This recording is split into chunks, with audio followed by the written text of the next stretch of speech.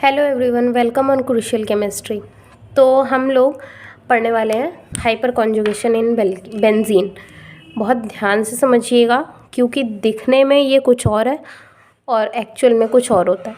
तो hyper conjugation एक बहुत ही सिंपल एग्जांपल के साथ मैं आपको स्टार्ट करती हूँ। हमने ले लिया टोलुइन,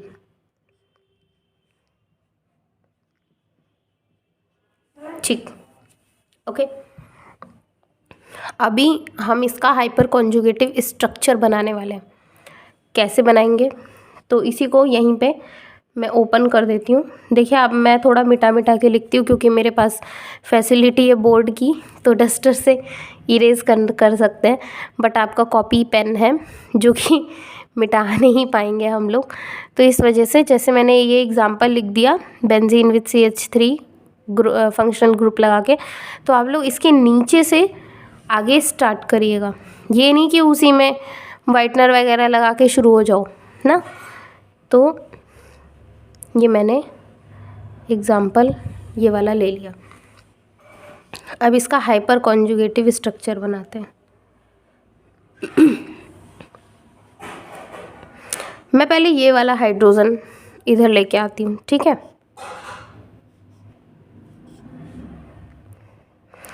मैंने क्या किया, ये यहाँ पे मैंने बनाया डबल बॉन्ड, यहाँ पे हाइड्रोजन प्रेजेंट थे, ये वाला H प्लस प्लस ऐसे ही रहेगा। प्लस को थोड़ा ठीक से बनाते हैं, H प्लस ऐसे ही रहेगा, ओके। यहाँ पे अब जैसे डबल बॉन्ड यहाँ शिफ्ट हुआ, कार्बन के 5 बॉन्ड तो हो नहीं सकते, हमने पाई बॉन्ड यहाँ शिफ्ट करा दिया।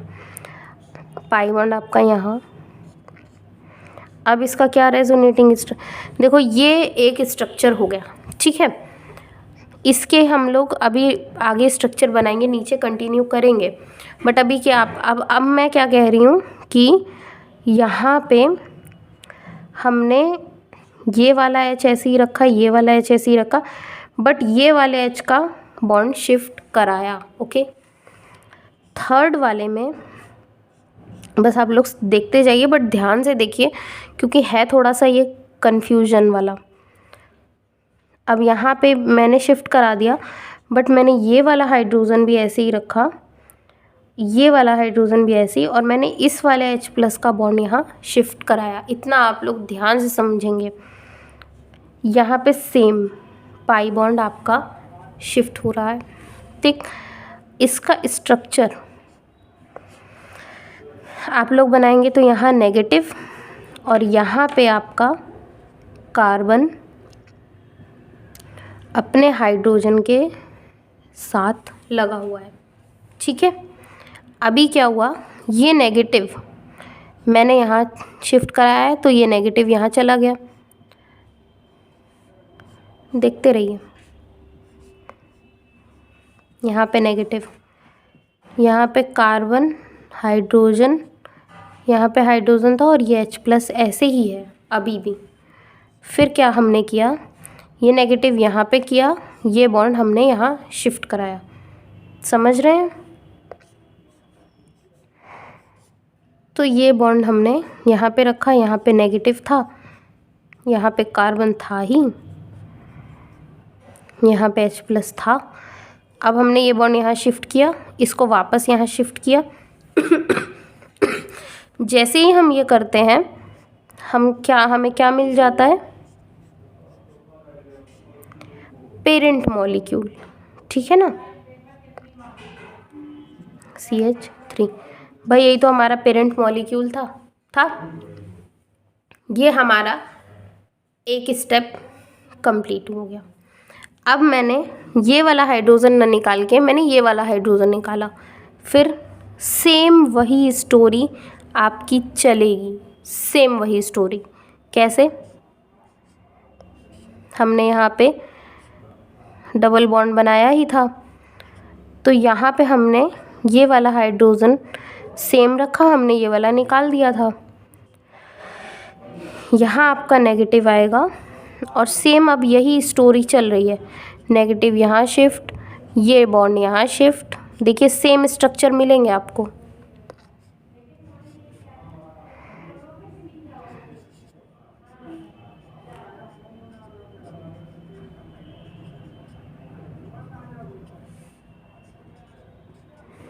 ये नेगेटिव यहाँ शिफ्ट, ये यहाँ शिफ्ट।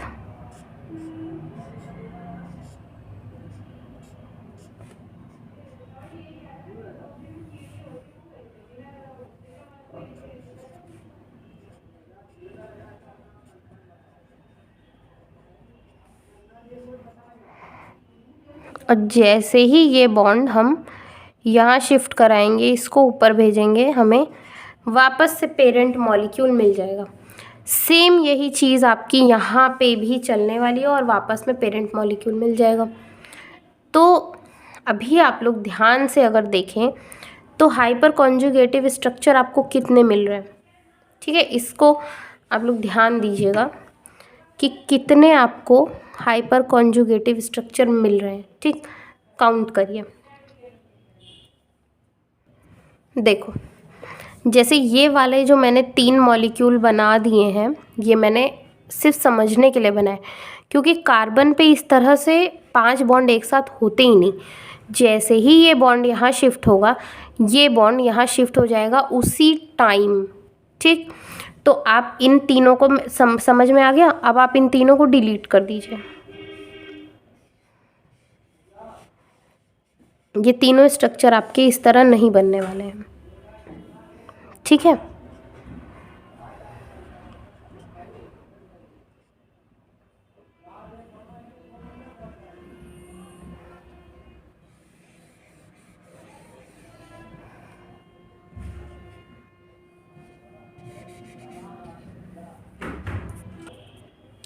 तो आपके जो स्ट्रक्चर बनेंगे वो इस तरह से कि पहले आपने ये वाला हाइड्रोजन हटाया, फिर आपने ये वाला हटाया, फिर आपने ये वाला हटाया, मतलब पाई बॉन्ड आपने शिफ्ट किया। तो पहले जब ये वाला पाई बॉन्ड शिफ्ट हुआ तो ये स्ट्रक्चर बने, फिर ये वाला पाई बॉन्ड जब शिफ्ट हुआ तो ये स्ट्रक्चर बने। ऐसे ही 3 स्ट्रक्चर इसके भी बनेंगे, ठीक है। तो देखिए, हाइपर कॉन्जुगेटिव स्ट्रक्चर कितने, हाइपर कॉन्जुगेटिव स्ट्रक्चर में हम लोग पेरेंट स्ट्रक्चर को काउंट नहीं करते। दैट मीन्स ये वाला फाइनल स्ट्रक्चर और ये फर्स्ट स्ट्रक्चर हम काउंट नहीं करेंगे, ये सेम है। कितने स्ट्रक्चर हुए, 1 2 3 इसके, 1 2 3 इसके और 1 2 3, मतलब इसके ऐसे ही 2 और स्ट्रक्चर बनेंगे। तो इधर भी 3 ही स्ट्रक्चर आएंगे। तो कितना हुआ, 3 + 3 + 3। तो हाइपर कॉन्जुगेटिव स्ट्रक्चर इसके कितने बन रहे हैं, 9। समझ गए आप लोग। अब ये तो हमने समझ लिया कि हाइपर कॉन्जुगेटिव स्ट्रक्चर कितने बन रहे हैं, बट एग्ज़ाम में हम इतनी लंबी कहानी थोड़ी ना बैठ के वहाँ बनाएंगे, वहाँ तो टाइम ही नहीं होता हमारे पास। तो हम कैसे करेंगे, इसका एक फॉर्मूला होता है। ये मैंने आपको सिर्फ समझाने के लिए बताया था, आपको इससे मतलब नहीं है, पता होना चाहिए। तो आपको इतनी जानकारी हो गई। अब आते हैं फॉर्मूले पे। तो हाइपर कॉन्जुगेटिव स्ट्रक्चर कैसे निकालते हैं, देखिए, नंबर ऑफ एल्कीन मल्टीप्लाई में नंबर ऑफ अल्फ़ा हाइड्रोजन, ये ही आपका फॉर्मूला है मेन हाइपर कॉन्जुगेटिव स्ट्रक्चर को कैलकुलेट करने का। अब इस वाले मॉलिक्यूल पे अप्लाई करके देखते हैं कि सही भी है या नहीं। तो हाइपर कॉन्जुगेटिव स्ट्रक्चर में कितना, नंबर ऑफ एल्कीन, एल्कीन कितनी है, 1 2 3, 3 एल्कीन है। तो नंबर ऑफ एल्कीन कितनी, 3। एल्कीन से directly attach carbon alpha carbon, और अल्फ़ा कार्बन से directly attach hydrogen alpha hydrogen. तो यहाँ अल्फ़ा हाइड्रोजन कितने हैं, 3। मल्टीप्लाई कर दीजिए, 3 3 = 9। हाइपर कॉन्जुगेटिव स्ट्रक्चर 9 आ गए। ठीक, यही हमने अपने उससे रेजोनेटिंग स्ट्रक्चर भी बना के हमने, हाइपर कॉन्जुगेटिव स्ट्रक्चर बना के भी हमने निकाला था। और अगर मैं इसका रेजोनेटिंग स्ट्रक्चर पूछ लूँ आपसे कितना है, तो hyper conjugative structure plus parent structure कितना है, 1। तो रेजोनेटिंग स्ट्रक्चर कितने आ गए आपके, 10। यही आपसे एग्ज़ाम में पूछेगा, कोई भी एग्जांपल दे देगा और पूछ लेगा इसके कितने हाइपर कॉन्जुगेटिव स्ट्रक्चर बनते हैं, ठीक है। तो अब हम लोग एक चीज़ देखते हैं, देखिए कि बेंजीन है ये, और मैंने यहाँ पे लगा दिया CH3। CH3 क्या होता है, इलेक्ट्रॉन डोनेटिंग ग्रुप। ओके, क्या होता है ये इलेक्ट्रॉन डोनेटिंग ग्रुप? मतलब क्या है ये क्या करेगा, इलेक्ट्रॉन डेंसिटी को बढ़ा देगा। कहाँ पे? On benzene ring. ठीक है, बेंजीन रिंग पे ये अपनी इलेक्ट्रॉन डेंसिटी को बढ़ा रहा है। ये काम क्या कर रहा है, देखिए CH3 क्या कर रहा है, इलेक्ट्रॉन डोनेटिंग ग्रुप होता है ये, तो ये बेंजीन रिंग पे अपनी इलेक्ट्रॉन डेंसिटी बढ़ाएगा। ठीक है, अब कहाँ बेंजीन की किस किस पोजीशन पे बढ़ाएगा, ये क्वेश्चन आता है। देखिए इतना तो जनरल बात हो गई, इतनी सबको पता है कि इलेक्ट्रॉन डोनेटिंग ग्रुप है तो अपनी इलेक्ट्रॉन डेंसिटी को रिंग पे तो बढ़ा ही रहा है। ठीक है, अब इसके अंदर जाते हैं थोड़ा सा, रिंग के अंदर देखिए मैंने बॉन्ड शो करे हैं इस तरह। अब ये कैसे बढ़ाएगा, जब ये इलेक्ट्रॉन डेंसिटी अपनी बढ़ाएगा, मतलब एक हाइड्रोजन को मैं अलग से शो कर देती हूँ, ये इलेक्ट्रॉन यहाँ जैसे ही आएंगे ये बॉन्ड यहाँ शिफ्ट होगा, ये यहाँ शिफ्ट होगा और ये यहाँ शिफ्ट होगा। इतना समझ पा रहे? Ortho meta para, ortho meta. Increase electron density on benzene ring, क्या electron withdrawing group increase electron density on benzene ring, किस किस पोजीशन पे इंक्रीज करेंगे, on ortho and para. Meta पे कहाँ है भाई, देखिए ना माइनस चार्ज यहाँ आएगा, यहाँ आएगा, यहाँ आएगा, मेटा पे तो आ नहीं रहा माइनस चार्ज, तो इलेक्ट्रॉन डेंसिटी आपकी ऑर्थो और पैरा पोजीशन पे बढ़ रही है। ठीक है, अब यहीं पे मैं इलेक्ट्रॉन विड्रॉइंग ग्रुप लगा दूँ तब क्या होगा, मैंने यहाँ पे क्लोरीन लगा दिया, सपोज़ क्लोरीन इलेक्ट्रोनेगेटिव होता है, जाहिर सी बात है ये इलेक्ट्रॉन को अपनी तरफ खींचेगा। तो जब ये इलेक्ट्रॉन को अपनी तरफ खींचेगा तो ये क्या करेंगे, decrease electron density on benzene ring. ठीक है, बेंजीन रिंग पे ये अपनी इलेक्ट्रॉन डेंसिटी को डिक्रीज करेंगे। फिर क्या होगा, ये जैसे ही इलेक्ट्रॉन डेंसिटी डिक्रीज करेंगे तो कहाँ कहाँ पे इलेक्ट्रॉन डेंसिटी घटने वाली है सबसे ज़्यादा, देखो ये बॉन्ड यहाँ शिफ्ट होगा तो इस पे पॉजिटिव आएगा, भाई टेल है कि नहीं, हेड पे तो माइनस आता है, टेल पे पॉजिटिव, तो ऑर्थो पे हमारा पॉजिटिव है। ये बॉन्ड यहाँ शिफ्ट होगा तो इस पे नेगेटिव, इस पॉजिटिव आएगा। Okay, this is ortho Meta and para. तो हमने क्या देखा, ऑर्थो पे और पैरा पे पॉजिटिव आ रहा है, ठीक है, मेटा पे तो नेगेटिव, मतलब इलेक्ट्रॉन डेंसिटी मेटा पे तो बढ़ रही है बट डिक्रीज कहाँ हो रही है, ऑर्थो और पैरा पे। समझ पाए? ये बॉन्ड आपका यहाँ शिफ्ट होगा तो वापस से नेगेटिव इस पे पॉजिटिव, तो ऑर्थो है ये मेटा है। तो देखिए मेटा पे नेगेटिव चार्ज आ रहा है, मतलब मेटा पे इलेक्ट्रॉन डेंसिटी बढ़ रही है बट ऑर्थो और पैरा पोजीशन पे इलेक्ट्रॉन डेंसिटी घट रही है। ठीक है, ये बहुत इंपॉर्टेंट पॉइंट था, आप लोग इसका बहुत अच्छे से ध्यान रखिएगा, एग्ज़ाम में क्वेश्चंस आते हैं। तो यहाँ पे आपका hyper conjugation in benzene ring specifically ख़त्म होता है। ठीक, अब हम आगे पढ़ते हैं hyper conjugation in carbocation which is also very important. चलिए तो शुरू करते हैं हाइपर कॉन्जुगेशन इन कार्बोकैटायन। लेकिन देखो मैंने कार्बोकैटायन को C+ से डोनेट किया है बट आप लोग इसको पूरा प्रॉपर अपने नोट्स में लिखेंगे। कार्बोकैटायन स्पेलिंग्स इसकी पूरा कंप्लीट, CARBOCATION। ओके, कार्बोकैटायन आप लोग पूरा लिखेंगे। मैं थोड़ा जल्दबाजी में शॉर्ट में लिख देती हूँ बट आप लोग पूरा इसे लिखेंगे। तो पहले तो कार्बोकैटायन की थोड़ी सी कैरेक्टरिस्टिक्स हम लोग देख लेते हैं। देखो कार्बन जनरली कितने बॉन्ड बनाता है, 4, बट यहाँ पे एक पॉजिटिव चार्ज है, दैट मीन्स व्हाट कि कार्बन ने कितने बॉन्ड बनाए होंगे, 3 ही बॉन्ड बनाए, 3। बेसिकली वो 4 बनाता है बट एक पॉजिटिव है, इसका मतलब एक बॉन्ड उसने बनाया ही नहीं, तो उसने कितने बॉन्ड बनाए हैं, 3। ठीक है, 3 बॉन्ड, सिग्मा कितने, 1 2 3, 3 सिग्मा से क्या मिलता है, sp2 हाइब्रिडाइजेशन। और इसका स्ट्रक्चर कैसा होता है, ट्राइगोनल प्लेनर। भाई कार्बोकैटायन इस तरह से होता है और इस ऑर्बिटल पे पॉजिटिव चार्ज। ट्राइगोनल प्लेनर की मैंने बात बताई है। प्लेनर, अब इसमें एक s ऑर्बिटल इन्वॉल्व है और p के 2 ऑर्बिटल। कौन कौन से हैं ये? प्लेनर है। प्लेनर क्या होता है, देखो x और y ऑर्बिटल, जो px और py ऑर्बिटल जो होते हैं, ये कैसे होते हैं, प्लेनर। बट pz ऑर्बिटल जो होता है वो कैसा होता है, लीनियर। मैंने आपको समझाया था ना, ये आपका z है, ये x है और ये y है। आप प्लेन जब डालेंगे तो x और y ही कटेंगे, z आपका लीनियर है, ठीक है। तो ये हॉरिजॉन्टल है, ये दोनों कुछ आपके वर्टिकल, x आपका वर्टिकल होता है, y आपका इस तरह से टिल्ट में होता है। तो x और y आपके प्लेनर होते हैं।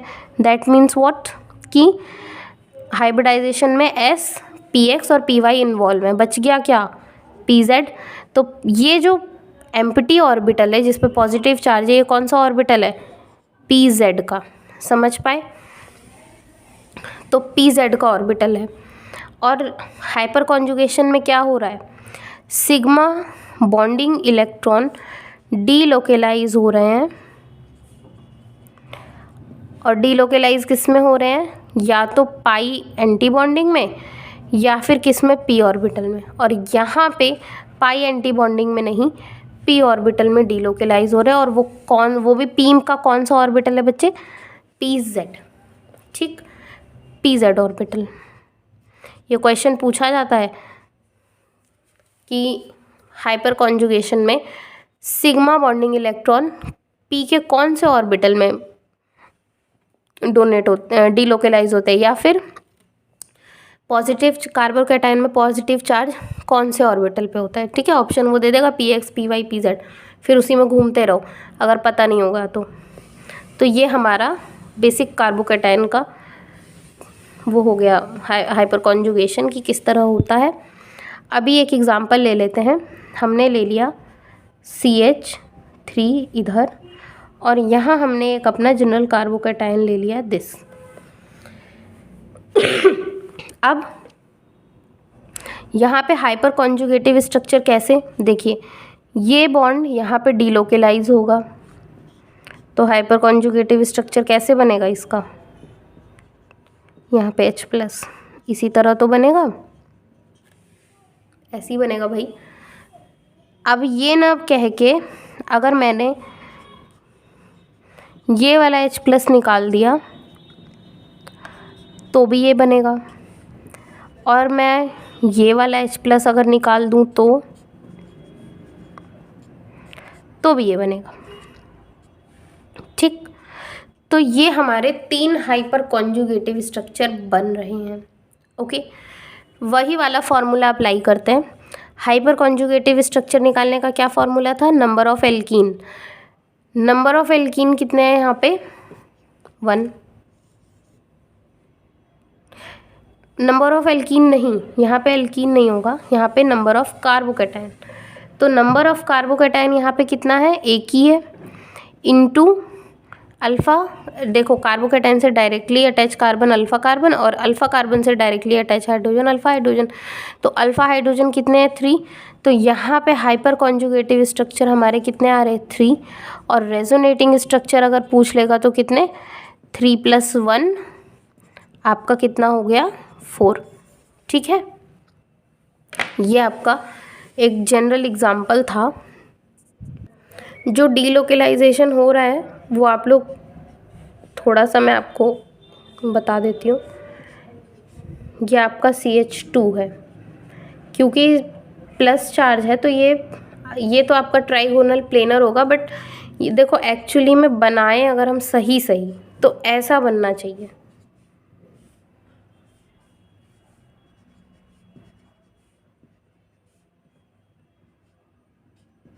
ये वाला कार्बन आपका प्लेनर स्ट्रक्चर देगा, यहाँ पे एक pz ऑर्बिटल पे क्या होगा, पॉजिटिव चार्ज, ठीक है।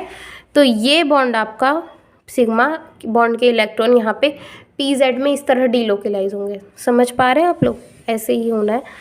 थोड़ा सा स्टेबिलिटी आप लोग देख लीजिए, स्टेबिलिटी ऑफ कार्बोकैटायन। देखो कार्बन पे क्या है? पॉजिटिव चार्ज, इसको चाहिए इलेक्ट्रॉन, ठीक है। और यहाँ पे अगर मैं 3 CH3 लगा रही हूँ, इसका मतलब क्या है? कार्बोकैटायन से डायरेक्टली अटैच है तो अल्फ़ा कार्बन, और ये अल्फ़ा कार्बन है तो इससे लगे जितने भी हाइड्रोजन होंगे सब अल्फ़ा हाइड्रोजन होंगे, ठीक है। ये कर क्या रहा है कार्बन कि इसको 2 लिखो, यहाँ पे एक हाइड्रोजन अलग से हम दिखा रहे हैं, इसका pz ऑर्बिटल हमने ले लिया। ये कर क्या रहा है? अपने इलेक्ट्रॉन को डोनेट कर रहा है, ठीक है।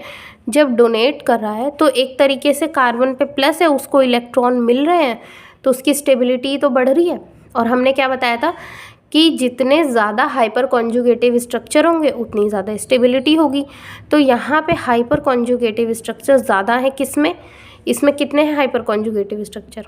भाई कार्बोकैटायन तो एक ही है, काउंट कर लो अल्फ़ा हाइड्रोजन, 3 3 6 3 9 9। तो हाइपर कॉन्जुगेटिव स्ट्रक्चर कितने हो गए? 9। रेजोनेटिंग स्ट्रक्चर कितने हो गए? 9 + 1 10। यही तो हुआ। तो ये वाला आपका मॉलिक्यूल थोड़ा अच्छे से लिख देते हैं। आपका स्टेबल, सबसे ज़्यादा स्टेबल, क्यों?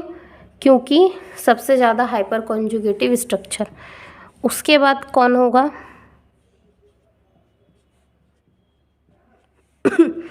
जिसके पास 2 ही CH3 है, फिर इसके पास एक ही CH3 है, ठीक है। और फिर ये वाला CH3 सबसे कम स्टेबल होगा, क्योंकि इसके पास एक भी अल्फ़ा कार्बन ही नहीं है, तो अल्फ़ा हाइड्रोजन कहाँ से होंगे? समझ रहे हो? तो इसके हाइपर कॉन्जुगेटिव स्ट्रक्चर 9 आएंगे, इसके हाइपर कॉन्जुगेटिव स्ट्रक्चर 6 आएंगे, इसके हाइपर कॉन्जुगेटिव स्ट्रक्चर 3 और इसके हाइपर कॉन्जुगेटिव स्ट्रक्चर 0,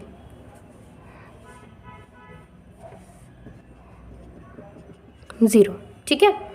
तो ये इसकी स्टेबिलिटी हो गई, समझ गए? अब आप लोग एक चीज़ पे थोड़ा ध्यान देंगे कि कार्बोकैटायन की स्टेबिलिटी डिपेंड करती है number of hyper conjugative structure पे। इस बात को आप लोग नोट कर लीजिए, ठीक है। चलो अब हम लोग पढ़ते हैं hyper conjugation in free radical. Free radical का भी कॉन्सेप्ट आप लोग देखिए अगर, तो क्या है, मैंने एक एग्जांपल ले लिया CH3, यहाँ पे मैंने एग्जांपल ले लिया और यहाँ पे एक मैंने रेडिकल लगा दिया। समझ पा रहे हैं आप लोग? ठीक है, देखो इस तरह ये sp3 कार्बन है, ये वाला कार्बन कैसा है? sp2। इसका मतलब क्या है कि ये ट्राइगोनल प्लेनर है। जब ट्राइगोनल प्लेनर है तो इसमें ऑर्बिटल कौन कौन से हैं? s है और 2 p के हैं। प्लेनर है तो px और py है, ठीक है। प्लेनर है तो sp2 s px और py है, ठीक है। बच क्या रहा है? pz। तो ये जो फ्री रेडिकल प्रेजेंट है ये किस में प्रेजेंट है? pz वाले में, ओके। देखिए कार्बन के पास यहाँ पे पॉजिटिव चार्ज नहीं है बट एक ही इलेक्ट्रॉन है, इसका मतलब इलेक्ट्रॉन की कमी है। तो इसकी स्टेबिलिटी भी कार्बोकैटायन की स्टेबिलिटी के जैसी ही होगी, बट थोड़ा सा इसमें जो क्या फ्री रेडिकल है ये pz ऑर्बिटल जो है ये कैसे फिल होता है, इसका हम मैकेनिज़्म देख लेते हैं कि किस तरह से एक ही भाई चाहिए इसको एक ही इलेक्ट्रॉन। अभी तक हम जो कार्बोकैटायन में हमने देखा था, जब मतलब अभी तक हमने जितने भी एग्जाम्पल देखे हैं उसमें जो हम लोग शिफ्टिंग करा रहे हैं वो हम लोग कैसे करा रहे हैं? पूरे इलेक्ट्रॉन मतलब 2, ये जो मैं एरो लगा रही हूँ ये 2 इलेक्ट्रॉन हम लोग दे रहे हैं, ठीक है। दोनों इलेक्ट्रॉन, भाई सिग्मा बॉन्ड 2 इलेक्ट्रॉन की शेयरिंग से ही तो बना है एक बॉन्ड, तो दोनों के दोनों इलेक्ट्रॉन उठा के हमने इसको दे दिए, तभी यहाँ पे जो H है वो प्लस के फॉर्म में फील हो रहा है। 2 इलेक्ट्रॉन लेके नेगेटिव चार्ज आ गया इस पर, ये हो रहा था। बट फ्री रेडिकल में एक इलेक्ट्रॉन इसके पास है, एक ही इलेक्ट्रॉन की रिक्वायरमेंट है। तो इसका मैकेनिज्म क्या होता है, फ्री रेडिकल मैकेनिज्म। देखो कैसे होगा, यही वाला आप लोग एग्जाम्पल देख लीजिए। इसमें मैं एग्जाम्पल को थोड़ा सा मैंने समझाने के लिए ओपन कर दिया मॉलिक्यूल। यहाँ पे क्या, एक ही फ्री रेडिकल यहाँ पे प्रेजेंट है और उसके बाद यहाँ पे एक सिग्मा बॉन्ड प्रेजेंट है। ये फ्री रेडिकली ब्रेक होता है। देखिए कंडीशन, मैं आपको जब फ्री रेडिकल जब मैं पढ़ा रही, जब मैं आपको मैंने जब वो पढ़ाया था कि फ्री रेडिकल की चीज़ें, तो फ्री रेडिकल का मैंने आपको क्या बताया था, formula helper, heat, electricity, light पर एसिड रेडिकल। ये हेल्पर अगर प्रेजेंट होगा तभी फ्री रेडिकल मैकेनिज्म फॉलो होता है। यहाँ पे सपोज मैं हीट दे रही हूँ, फ्री रेडिकली यहाँ पे हीट मैं ये दे रही हूँ HNu, ठीक। हमने लाइट दे दी HNu के फॉर्म में। अब क्या हुआ, जैसे ही ये ब्रेक हुआ तो यहीं पे आप लोग देखिए कि कार्बन पे एक इलेक्ट्रॉन और हाइड्रोजन पे एक इलेक्ट्रॉन, ये दोनों इलेक्ट्रॉन आपस में बॉन्ड बना लेते हैं और फिर क्या बनेगा यहाँ पे हाइड्रोजन, यहाँ वाला भी हाइड्रोजन, ये हाइड्रोजन अपने एक इलेक्ट्रॉन के साथ, ये हाइड्रोजन फ्री रेडिकल है, यहाँ पे डबल बॉन्ड और CH2। एक तो ये हो गया। दूसरा, ये भी फ्री रेडिकली ब्रेक हो जाए, अगर कार्बन पे फ्री रेडिकल आ जाएगा, हाइड्रोजन पे, अब ये दोनों बॉन्ड बना लेंगे, ये अलग बच जाएगा। तो क्या होगा, ये हाइड्रोजन फ्री रेडिकली, ये ऐसे। अब ये भी फ्री रेडिकली फॉर्म में ब्रेक हो जाए, कार्बन पे फ्री रेडिकल, हाइड्रोजन पे, ये दोनों बॉन्ड बना लें और ये हाइड्रोजन फ्री रेडिकल ऐसे ही। इस तरह से मैकेनिज्म फॉलो होता है। यहाँ पे हाइपर कॉन्जुगेटिव स्ट्रक्चर कितने, 3, और रेजोनेटिंग स्ट्रक्चर कितने, 3+1 4, यही हो जाएंगे, ठीक है। इस तरह से फ्री रेडिकल का मैकेनिज्म फॉलो होता है। मैंने बताया फ्री रेडिकल की जो स्टेबिलिटी होती है वो कार्बन कैटायन की ही तरह से फॉलो होती है। तो आप लोग यहीं पे देख लीजिए,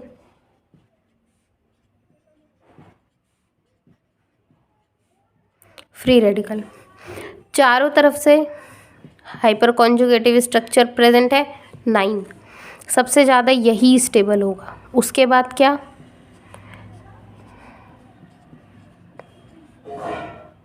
ये वाला, क्योंकि इसके पास हाइपर कॉन्जुगेटिव स्ट्रक्चर 6 है।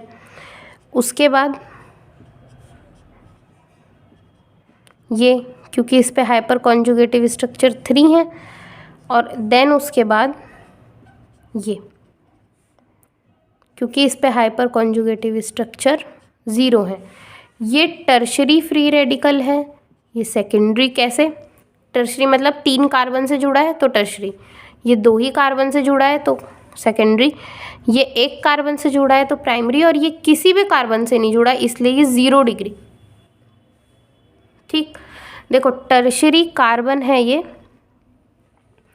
देखो ये वाला कार्बन कैसा है, ये वाला कार्बन 1 कार्बन से जुड़ा है तो ये कार्बन प्राइमरी हो जाएगा।